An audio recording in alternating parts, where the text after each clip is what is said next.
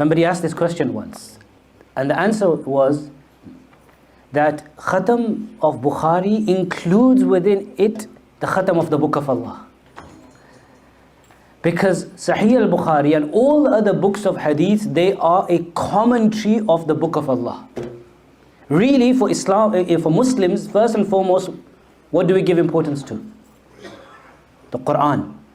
But the Quran without the explanation given by Allah's Messenger sallallahu alaihi wa alihi wa sahbihi wa sallam is a Quran that's just a book we can't understand. And this is actually really important because we live in a time right now today, there are people who just want to restrict themselves to the Book of Allah, only Quran.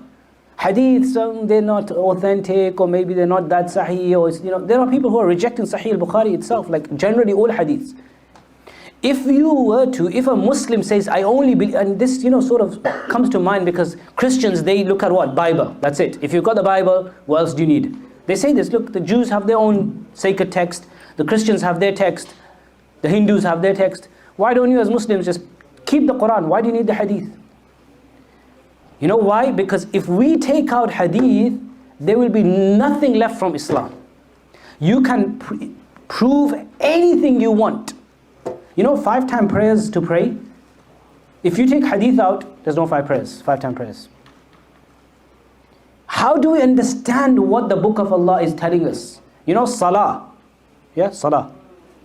Everyone knows what Salah is, yeah? Namaz, Salah. Allah says, Aqimu Salah, establish Salah. If you don't look at the Hadith, you could translate that as establish nightclubs. That's one translation, establish nightclubs. Salah means to shake and move and dance. Tahriku Salawain. If you just look at the Quran, you can't prove anything. 5-time prayers are not proven. Homosexuality, people say, oh, we're looking at the Quran, homosexuality. Where does he say in the Quran? Well, we're not just restricting to the Quran. Hadith is very important for us. Where does it say in the Quran that a woman has to cover her hair, hijab? Where does it say in the Quran? Why? The question in itself is wrong. Not everything is going to be proven in the Quran and mentioned in the Quran. Otherwise, we'd have 4,000 pages of the Quran and 10,000 pages of the Quran. Quran is limited. All the explanation is left to the Hadith. And Allah's Messenger sallallahu alaihi wasallam, Allah told him, وَأَنزَلْنَا إِلَيْكَ الذِّكْرَ لِتُبَيِّنَ لِلنَّاسِ. O Messenger, we've sent the Quran to you. Why to you? Why not directly to the Muslims? Why didn't the Quran just come from the sky in Birmingham Sharif? Imagine, Allah could have just said, walk out in Aston, look in the sky, drop Quran here, read it, understand it, and translate it, whatever you understand, use your brain and understand it. Every person could have woke up in the morning under the pillow, Quran's there. Oh Muslim, here's your Quran, read it yourself. Allah could have done that. There is no example in our history of Allah sending a book, whether it's the Quran or the Torah or the Zabur or the Injil or any scripture, without sending a prophet to teach it. There are many examples of prophets coming with no book. How many prophets? So many prophets. So many prophets came, Allah didn't send with every prophet a book or a scripture. They just carried on with the explanation of the previous prophet. But there is no example of a book coming without a prophet. Because a book on its own cannot be understood. And not just the Quran, even in the world, if someone's done medicine here, why do you have to go to the university and study medicine?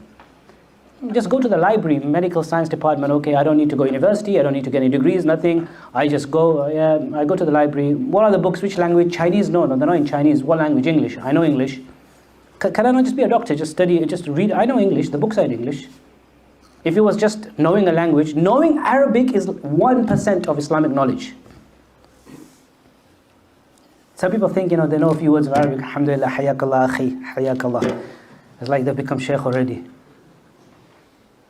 That's a language. But it's much more than that. Religious knowledge which has come down generation from generation. One word. You use the term wajib in fiqh, it means something else. You use it in usul al-fiqh, it means something else. You use it in aqidah and ilm al-kalam, wajib means something else.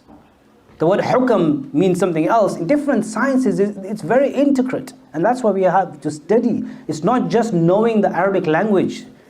That's just a tool you start with. It's your basic tools that you're beginning with.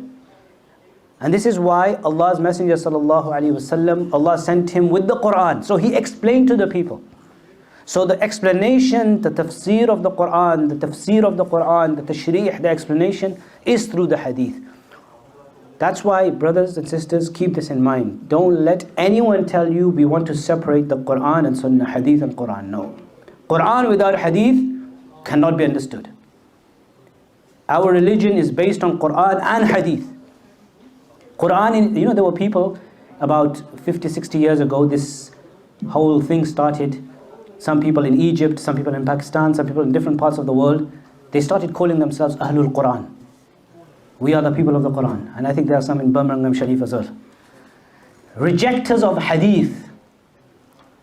I would advise you, there's a really good book on this topic. And you can read lots of books on this. If you know Arabic students, there's a really good book, As-Sunnatu wa Makanatuha Tashri' al-Islami. There's a famous Arab scholar, Dr. Mustafa As-Sibai. I don't know if anyone's heard of his name. Amazing book in Arabic. And for the general public, one of my teachers, probably one of my greatest teacher, Mufti Taqi Uthmani Hafidhahullah, he's got a really amazing book called, which he wrote like 40 years ago, Authority of Sunnah. It's online available as well. Simple explanation of why Sunnah is a source of proof. You can't be deniers of hadith.